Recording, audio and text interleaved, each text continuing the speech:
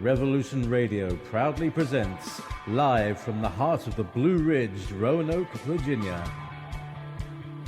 It's the Just Bernard Show with host Bernard Alvarez. Join Bernard as he shares topics that reveal the real matrix and empower your human experience, including world liberty, the esoteric, suppressed technologies, spiritual ascension, and human consciousness.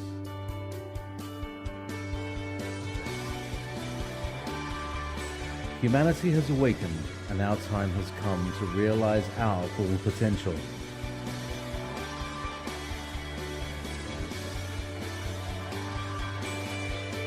And now, live from the Star City, your host, Bernard Alvarez. Anyway, let me tell you a little bit about my guest who's joining me today, who I'm very excited to have on. Her name is Azurae Windwalker. She was inspired by her Indigenous American ancestors, and she works with practical shamanism and natural spirit energy medicine. She has an ever-growing practice that meets the challenges of today's world. Azurae was trained in a 7-year apprenticeship in the XAT Native American Medicine Society, where she became a ceremonial leader. Building on a traditional base, she was gifted with the intuitive guidance from her spirit doctors and the spirit of nature to craft a practical shamanic practice that is available to all people who seek to explore their gifts of healing, intuition, psychic self-protection, and Earthkeeper Wisdom. As well, she works at her Amethyst Healing Center in Bedford County, which is right next door to Roanoke. And this center is a home to a great variety of little people, water devas, old growth forest, fairy folk, and a 30-foot earth angel. So without further ado, let me welcome my friend Azurae Windwalker to today's show. Hi, Azurae. How are you today? I'm very good, and thank you very much for inviting me. Oh, I'm so happy you were able to make it, and I really appreciate you coming on the show today. So, Azurae, I'm lucky enough to know you. I've seen some of your beautiful work, not only your art, but I know of all the wonderful workshops and classes that you teach. I haven't been lucky enough to go to the Healing Center, but for our friends to get to know a little bit about why you do what you do, tell us a little bit about your background. How did you get inspired to do this work? What created today's Azurae Windwalker? Well, I think we're pretty much born to be who we are, and if we pay attention and we're aware and we follow the breadcrumbs of synchronicity, we end up doing what we were sent here to do according to our soul contract. The first half of my life I spent in advertising and in Johnson City and then in Nashville. And I was a senior account executive for Nashville's business magazine, which was Advantage Magazine. And while I was doing that work, I started going to Unity of Nashville, and there at Unity in a workshop, I met a bunch of folks from the CAT Native American Medicine Society, and I'd always wanted to know about my Native American heritage, but it wasn't really available anywhere because there was nobody to teach. And we were a Native American church, and so I spent 7 years with who was the spiritual leader of that. And as far as the ceremonies went and the sweat lodges that we did, they were very traditional, but Wanda Joy's own practice was very esoteric, and her main thing was to teach people access their gifts and talents from their DNA and from their spiritual guidance teams, and work with the spirit of nature and basically be who they really were. And so after I went through that, I started teaching and doing shamanic healing work myself, as well as doing the artwork. And so now that's what I provide to my students. I'm kind of like a shamanic life coach. Okay, great. That's wonderful. Now, everyone has heard of the word shamanism, and there's so many different definitions to it. And actually, there's a lot of misunderstanding and disinformation around the word. But in today's world, I know the word has kind of evolved into something greater, I believe. What is the shamanism that you practice? Can you tell us a little bit about that? Well, let me first tell you what Yes. the traditional definition is. Okay. The traditional definition is someone who finds lost objects, someone who is a visionary and has intuitive gifts as well as healing gifts. And one thing that a lot of the modern shamanic practitioners forget that was in the traditional definition is that they were community providers of services. The tribal systems, whether it was Native American or Russian or whatever, they watched out for the community, and they were earth keepers, and they were community service providers. And so my students, and especially my apprentices, we have that part of the practical shamanism that is not really provided other places. A lot of people know about soul retrieval, where you bring lost parts of the person back to them, and then they're more healthy and whole and happy.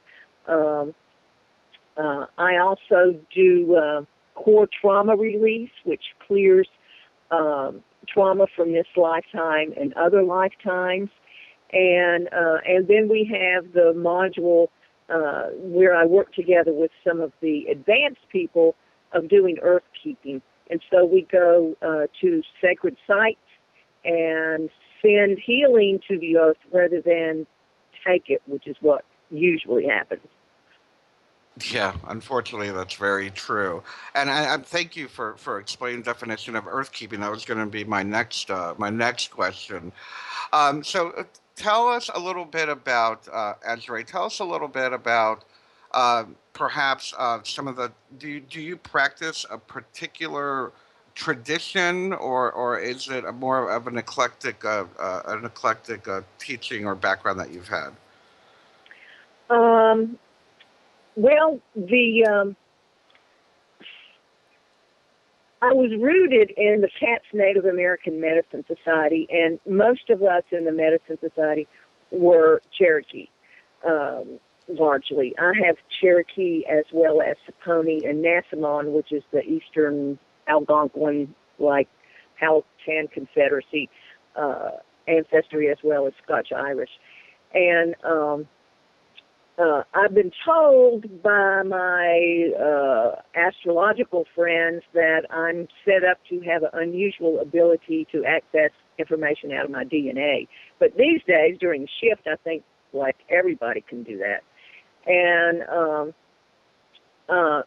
so always in the back, percolating along, are all those years of doing ceremony and drumming and singing, and such. And most of my spirit doctors are Native American. But my own practice has been downloaded directly from the Spirit of Nature and from the White Light Brotherhood spiritual masters. And so basically I just get the information that's needed for whatever client or situation I'm addressed with normally. Oh, wonderful. I love that. Thank you. And so is it fair to say that you practice not only one-on-one, but you practice group and for the planet as a whole? I guess that's fair to say, right? Yes. I teach, right now I'm teaching two workshop series. The first is the Ascension Medicine Wheel. And in the first part of the class, we do techniques for powering up and like mega quantum protection that sends love back out to the senders of maybe negative energy, and protecting property. And then the second half is a specially built medicine wheel. I have this huge 30-foot canvas medicine wheel, but there's a certain crystal form that allows these ascension rays to come through to uplift people so they are vibrating at a much higher level. And I take that to various and sundry places. I have 5 or 6 different places that I have a regular batch of students and clients. Northern Virginia, Raleigh, Charleston, West Virginia, Charlotte, North Carolina, here, and in the Asheville, Johnson City area. Oh, wow. Yeah, and I'm getting ready to do another series like I did last year, which is called Nature, Spirit, Energy Medicine. And, nature is a number one healer that we have, and those workshops start out with working with tree spirit medicine and some really advanced ways to get healing from trees and the spirit of herbs. And then we start going into meeting the fairy folk and the little people and crystal healing. I'm bringing in a bunch of other crystal healers, and we're going to have kind of like a crystal convention in November. Also, herb spirit medicine, and how to get information and healing from sacred places and how to give back. So the first one of those starts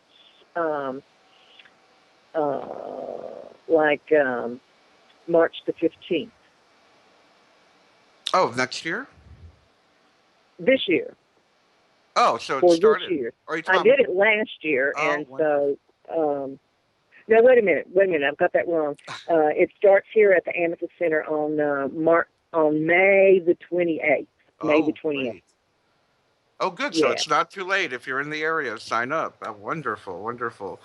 Azurae, tell us a little bit about what is earth energy? What is earth healing? A lot of people, uh, many of our listeners are involved in meditation. A lot of people might be involved in like pagan spirituality. But for me, earth energy and earth magic have a special importance to it, especially during this time in our planet's history. Uh, Tell us a little bit about what is nature energy, what is nature healing. Okay. There's 4 parts, 4 ingredients for healing. And I use a background from Michelle Small-Wright of Perelandra in Warrington, who works with the nature spirits. And the nature spirits, the little people, gave her this formula. And the first part of it is nature itself. The second part of it are the white light brotherhood spiritual masters, Jesus and Buddha being one, but there's many of them from many times and spaces and dimensions. The third part are the chief healing angels. And then the fourth is our own higher consciousness, our Christ consciousness. And so we work with those beings, and we have really, really, really strong connection with them. And we have a series of ceremonies that we do here at the Amethyst Center, and we drum and sing, and we have the ceremonial fire like the Cherokees do. Sometimes we have pipe ceremonies, and that's one way we do earth keeping. We've also had a number of projects. The fellow who was the head manager of Great Serpent Mounds in Ohio appointed me as consultant to the building, the retooling of Great Serpent Mounds. And Serpent Mounds is a one of the acupuncture points on the earth that keeps the earth stable, like the Egyptian pyramids. Right.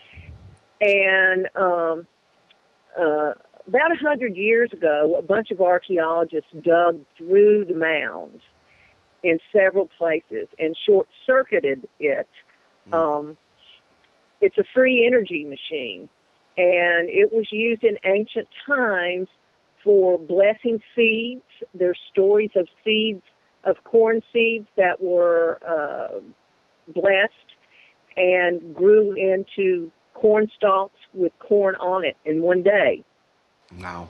From Serpent Mounds. And Amazing. A doctor in 1800s saw that happen. It was used for working with the weather. It was also used for clearing radiation. It's a very, very sacred place, and it's got more energy than any place in the eastern United States. So for 5 years, off and on, I took my advanced students there, and it was like doing Reiki on a person, except we were doing it on this mound that was like a snake that's 2 football fields long. Wow. And there's a fellow by the name of Ross Hamilton who's written a bunch of books about it and about the giants that are kind of connected with it. And he would always come over and tell us a bunch of inside secrets about it that he didn't ordinarily tell people. He's been on Ancient Aliens a bunch, and also that History Channel, the program about giants. He was on there a couple times. Oh, who's that? Ross Hamilton. Ross Hamilton. Let me write that down. I have a gentleman from Ancient Aliens coming on in a couple of weeks. Brian Forrester, who does all the sacred Oh, you spots. should have Ross Hamilton. Oh, Ross Hamilton is the bomb. Oh, wonderful. Cool. Anyway, Ross was feeling poorly, and we got him in the middle of the circle and sent energy to him, just did, Reiki or whatever energy medicine that people did to him. And he started crying. He says, everybody comes here, and they take energy from this place. You're the only people that come and give back. And he was crying, Wow. And so that's been a project that we've done. We also have an 80-point amethyst grid all over the world at sacred places. And this was a project of my first big apprenticeship group. Polly Branch was in that. Oh, Polly. Wonderful, yeah. And we didn't know exactly why we were doing it, but we would stand inside our 30-foot and 30-foot high and wide actual earth angel in the meditation garden, and there's a big amethyst geode there, and we would hold these big amethyst points, and we would put the intent of personal and planetary healing and the spiritual elevation and ascension of humankind and all of our relations. And then everybody holding the crystal put love or whatever, just put into it. And then they were given to people, and we have them in Pele's volcano in Hawaii. We have them in the Great Wall of China. We have them in King Herod's garden in Israel. We just had one put near the pyramids in Egypt. We have them in New Zealand. We have them in the Redwood Forest. We have them on the Peaks of Ardor here. Wow. We have them in 80 sacred places. And it's just, it was really divinely led, because we think about a place, a country, and boom, somebody will be going there and they'll say, yeah, I'll do that. Wow. And so at the Coptic conference where I was last year, Patricia Coder-Robles spoke there, and she's a modern-day prophetess and has a huge following. And she talked about the mechanism of the shift, and that the mechanism of the shift was the violet flame. And so she came by my booth afterwards, because I filmed the artwork there, and I said, well, could it be that our amethyst biogrid has to do with the violet flame and helping the violet flame? And she says absolutely that the amethyst crystals are the crystallized version of the violet flame, and that in some time, not too soon, we will be able to see the violet flame go over the earth as our frequency goes higher and higher and higher. And she took a crystal and put it at her healing center out in Arizona. Isn't that great? So, yeah, so that's the kind of stuff that we do. Oh, that's wonderful. Wonderful. Thank you, Azrae. Thank you for doing that for humanity. I believe every little bit helps. And it feels like there's this momentum building around the planet with everyone from shamanic practitioners to light workers to pagan folk and just such a wonderful community of, I guess, for lack of a better term, I'll say divinely inspired people that seem to be fitting all these little pieces of the puzzle together into raising the consciousness of the planet. And with that, my question to you, my next question to you is that during this time, I have this belief, or I have this perception or experience that we are going through this great planetary awakening, this shift that seems to be taking place. And I'm wondering if, do you feel that this is allowing us to better connect with our, whether it be our shamanic gifts or our metaphysical, inspirational, whether paranormal, whatever we want to call it. Absolutely. Absolutely. I see it all over the place. The people who were chosen and chose to be here to help us through the shift are really working at a high level. And the whole shift idea of moving our frequency up, there are growing pains. And part of that has to do with the fact that a lot of our heavy and dark energy is bubbling to the surface to be cleared before we can really work at this higher level. And so we're seeing that within ourselves and with other people and what's going on the planet. But, a lot of times when you have intense energy work, people go through healing crises and they feel kind of like they have the flu and things like that. And so that's part of what people are going through, as there's a whole long list of physical symptoms, which include heart palpitations and ear ringing and feeling like you have the flu and needing to sleep a lot and then having so much energy that you just drive people crazy. And but people's intuition and healing skills and shamanic skills. And one thing I've noticed a lot is that people who are tuned in, who are on the front of the wave, surfing the shift, are working kind of in a group mind kind of way, where you don't have to tell everybody every little thing. People just kind of intuit and work together. And that certainly happens with the friends of the Amethyst Center and some of my students when we get together. But I'm seeing it in other places. So, yeah, we're on the way up. We just have to get through the healing crisis that the earth and people are having before we really hit our stride in the new golden age. Yes, it's funny the way that you describe it is very similar. Well, I say it in a little bit more blunt way. I say that we're having this. It's almost like an abscess that we have to like pop and let all the junk out in order so we can raise to that next level, and we see it. I'm not quite that gross. I say squeezing a pimple. Or squeezing a pimple, yeah. A big pimple, a little pimple. And we do see it. We're seeing it in society. We're seeing it in our politics. We're seeing it in the systemic breakdown of our, whether it be the economy or whatnot. Anyway, we're coming up on a commercial, and we're going to be right back with Azurae Windwalker.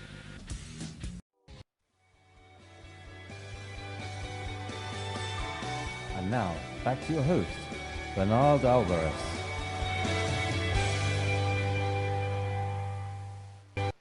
And welcome back to the Just Bernard Show here on Revolution Radio at freedomslips.com. And as you heard during the break, we are listener supported, so please do take a moment and make a small donation at freedomslips.com. As well, the Just Bernard Show itself is listener supported, and you can make a donation to keep our show going and bring on these wonderful guests as we do every week at bernardalvarez.com. Just click on the donate button to make a contribution. To learn more about Azurae Windwalker, you can go to www.theamethystcenter.com, find out more about her programs, her workshops, and learn more about the center itself, which I need to get out there and check it out. I haven't been there yet. And keeping the momentum going, having some local luminaries on my show this month, I just got notified that medium Tracy Lockwood will be joining me live next week here on the Just Bernard Show. So you definitely want to tune in and check out that show. So welcome back to the show, Azurae. One of the things that I noticed in the work that you do is that you are a ceremonial leader as well. And tell us a little bit about the importance of ceremony and ritual. I myself, I don't consider myself dogmatic or religious, but I do find that having ritual is not only an important part of my spirituality, but an important part of healing the planet as well as ourselves. What is your idea of the importance of ceremony and ritual?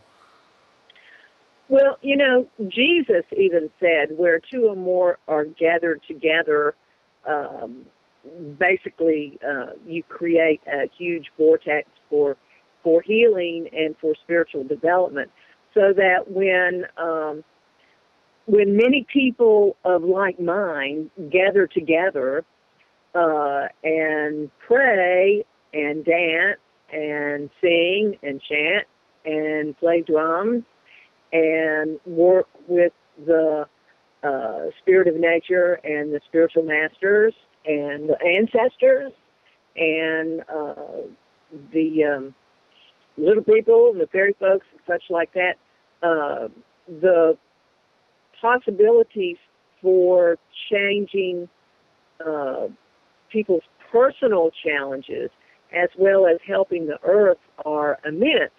I've been told that every person that joins together with another, it equals the power of three. So our fall harvest ceremony is our biggest one, and we thank people, we thank the powers that be, Great Spirit, for our harvest, whether it is our harvest in our gardens or in our lives. And we do an old Cherokee song that's thousands of years old and dance around the corn and the sacred fire with baskets in this old Cherokee dance, and we harvest the corn into the baskets.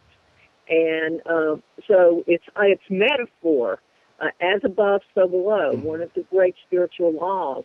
And by giving thanks for continued good harvest, we ensure this good harvest for not only ourselves, but for everybody around us, because that energy, that frequency, just ripples out to over 300 miles. And since we have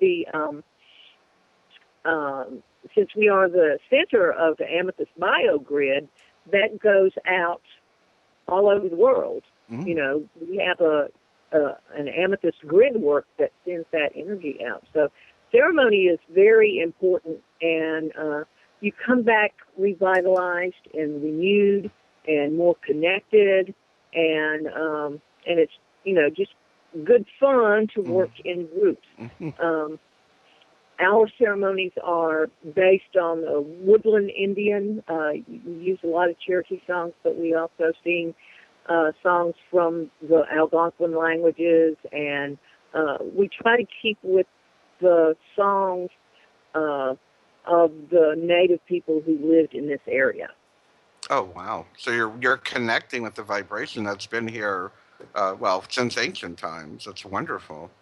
Yeah, and this mountain, Porter's Mountain, is it's behind the gas tanks on 460. If you know that, and we're not far from the Peaks of Water, which is, a major power spot, a sacred place. And there's been artifacts found on this mountain that they've even found Clovis points, which is like 18,000 years ago. Wow. And they found clear crystal points, which are high ceremonial points. And there's a mound not too far, about 5 miles from here. So this area has always been used for high ceremony. And so we're just kind of carrying on the way it used to be a long, long, long, long, long time ago. Wow. That's wonderful. And tell us a little bit about the Amethyst Center. What is someone to expect when they visit? Are you a large building? Is it a large garden area? What is the Amethyst Center? Okay, well, in its largest definition, the Amethyst Center is the center of the medicine wheel. And the medicine wheel is a metaphor for emotional, mental, and spiritual healing for the 4 ages of mankind, the 4 seasons. It can get really deep. And the center of the medicine wheel is purple, is amethyst.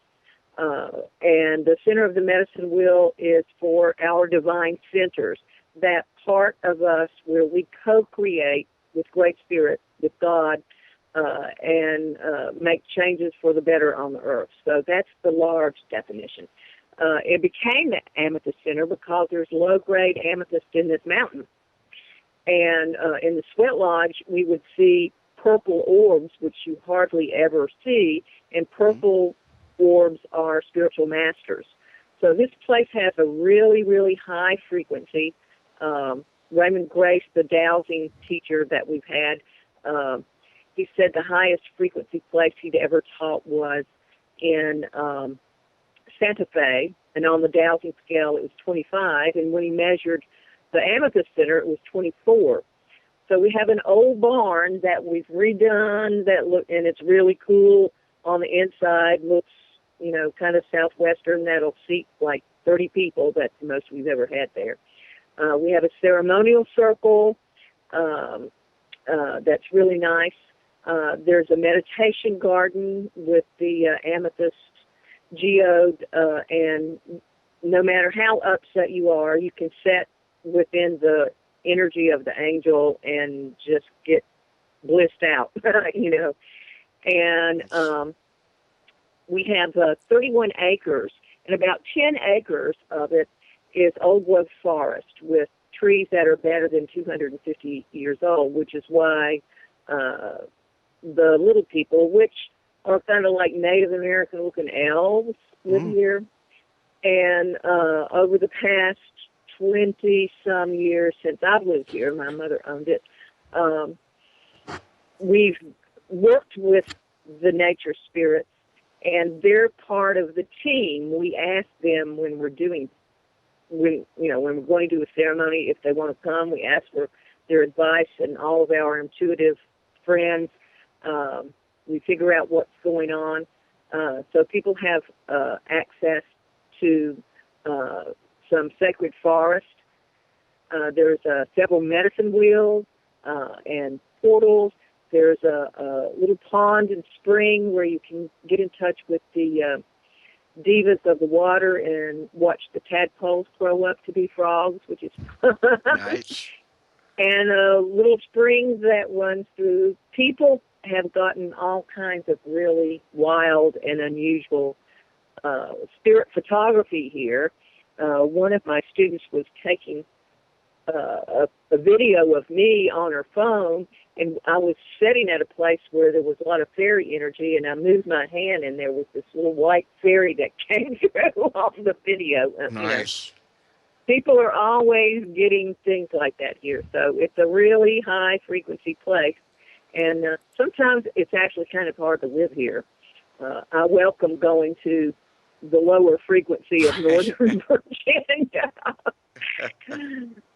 just so the ear ringing will stop. Right.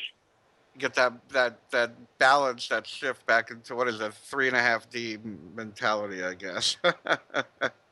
And one of the things that we talked about, I was lucky enough to run into you at the Earth Day Festival here in Roanoke, and you brought something up that I didn't realize, and you mentioned it just a little bit before earlier about some of the sacred sites that we have here in the Blue Ridge Mountains. But you also mentioned crop circles. I had no idea that we had crop circles in Virginia. Can you tell us a Oh little bit about that?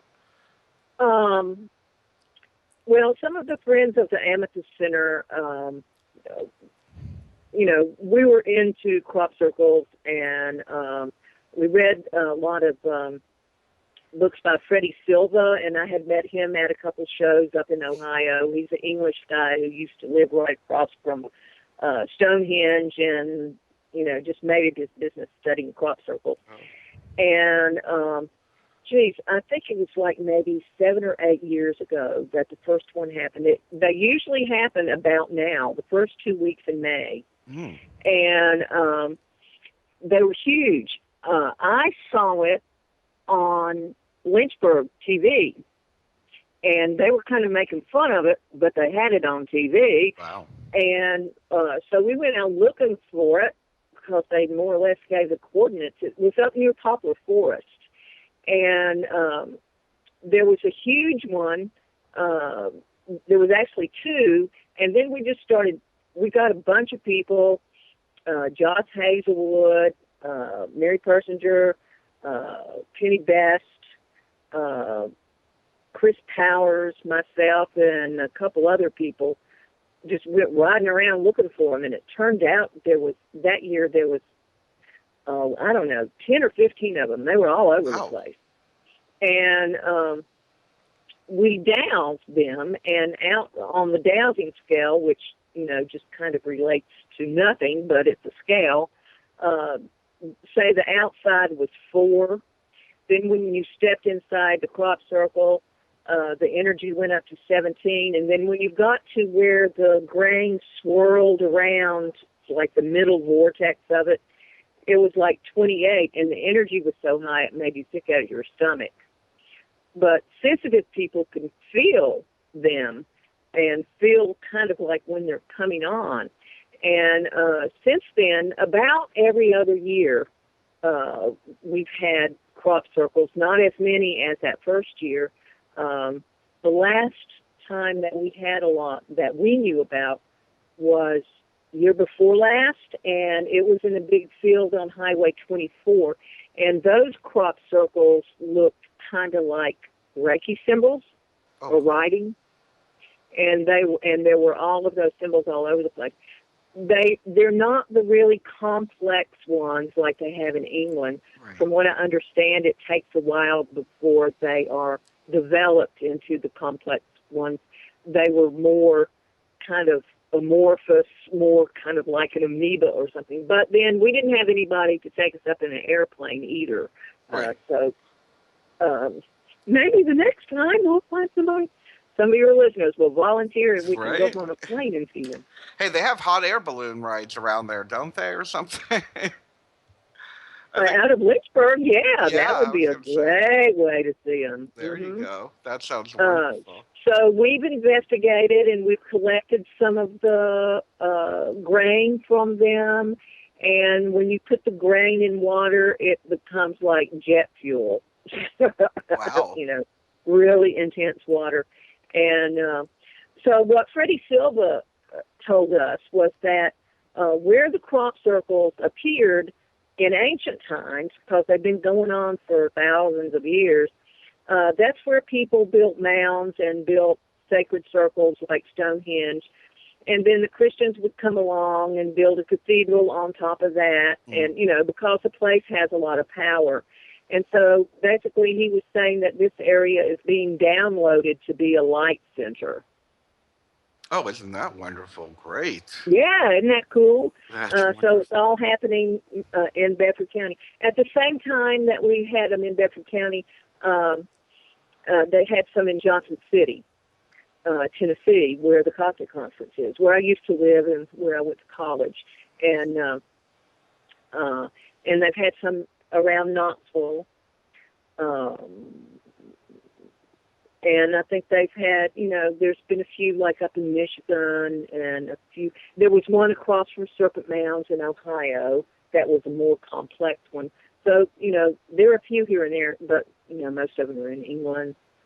Yeah, you never really hear much about you never hear much about anything when it deals with crop circles or sacred in the U.S., but we do have it. Oh, gosh, yeah. The Peaks of Otter is like one of the most powerful places ever. There's a place up there where 4 ley lines go together, and we have a little hidden place that we have our summer solstice ceremony there. The most powerful mountain in the eastern United States that has the most energy is Mount Mitchell near Asheville, or Black Mountain. Oh, yeah. I've heard of Mount Mitchell. We go do there, and you can sit on the ridge, and you can just watch these big energy balls bounce off the top of the mountain. Isn't that freaking amazing? That is so cool. Yeah, and so there's a lot of places. You just have to be sensitive to feel it, and so when we go to places like that, we try to clear the negative energy that people have left there. And a lot we do by dowsing and prayer and singing and chanting, and then raise the frequency back up to the highest and most harmonious for the benefit of humans and animals and, all of our relations. Yeah, that's wonderful. Now, I can't believe I'm saying this. We've only got about 5 minutes left. This has gone by so quickly. So, Azurae, for someone who is interested in shamanism and learning to connect with natural energy and natural forces, what would you suggest would be like the first couple steps to get, to attain this type of knowledge and to get more involved with practical shamanism? I have a lot of articles and the techniques that I've posted on the website that you can read. And it's always best to work directly with the shaman because there are kind of initiations and energy attunements that help you get these things. But there's a lot of articles that you can read. One of the first books I read that was really inspiring to me was called Secrets of Shamanism by Jose Stevens. That would be a good book to read.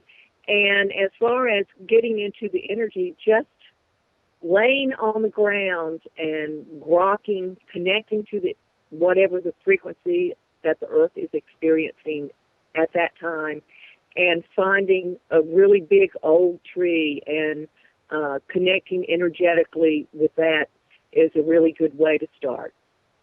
Oh, good. Yeah. I think my first book on shamanism was Michael Harner, The Way of the Shaman. I really enjoyed that. I don't know if you know that that author, but yeah, I'm very familiar with that. Well, the reason I like the book by Jose Stevens is that he'll tell a story about how a certain shamanic technique was used in various and sundry indigenous tribes. Then he has a little box and a long kind of description of the technique and how to do it. And then he'll have a little box, step number 1, step number 2, step number 3, step number 4, so that you can actually do the journeys and you can actually do the technique by reading the book. And I'm writing a book myself, and that's more or less the way I'm going to pattern it, except instead of the indigenous background, I may put a little bit of that. I'm going to put how something was invented or how someone used the technique to help their lives, and then go through the long description and then the cheat note description. Right. I don't know if you know that I myself was very lucky enough to meet an Algonquin shaman. He was actually the one who gave me my first, I would say the first year of my quote unquote, I'll call it magical training, and it was through him that I did my vision quest, and that's how I wrote my book. My book was my experience of my vision quest. And wonderful! It was really cool. And when you mentioned Algonquin, I'm like, oh, that's right. I'm in the area of, we're closer than I was in Florida, but closer to the area of the Algonquin. I was like, maybe I do belong Yeah, here. we're kind of like the border here, Yeah. almost. And if you do call Ross Hamilton to interview him, he studied with the Algonquin historian Vin Deloria. Have you ever heard of Yes, him? I've heard of him. Yes. And so that's where he came by a lot of his arcane knowledge that hardly anybody else knows about. And then it kind of took off from there. So, yeah, I Very used to cool. powwow with the Assateagues and Acahonics and the Mattaponi and the Nassamond a lot, all of the East Coast Algonquin people I used to powwow with. And I didn't even know at the time that I had that ancestry, but, That's great. we're led to where we need to be. That's right. Synchronicity, always, always. And as we wrap up, I always like to ask our guests if you had one message for humanity. Let's envision that all of the world is listening to our broadcast right now through spirit and everything that you've been, all the information you've gotten. What do you feel would be the most important message to give to humanity right now? Take a look at the challenges and the patterns in your life. Those are our soul. It gives us a hint as to our soul purpose, even though there may be challenges, Mm-hmm. and it gives us a hint as to which way to go. And we're all here, especially right now during the shift, to figure out who we are and what we're here for. And so pay attention to the synchronicities and walk your path in balance. Wonderful. Well, thank you so much, Azurae. And again, you can find out more information about Azurae Windwalker and her work at www.theamethystcenter.com. And is there a way that people can get a hold of you, Azurae? My phone number is 540-947-2423, and you can connect with me on email at AZ, as in zebra, AZURAE, WWLKR8 at earthlink.net.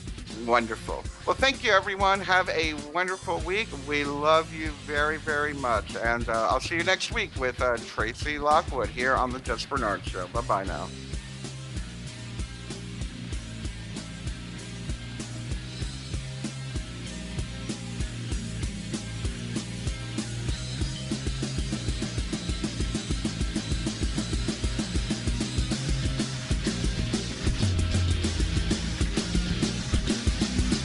Thank you for listening.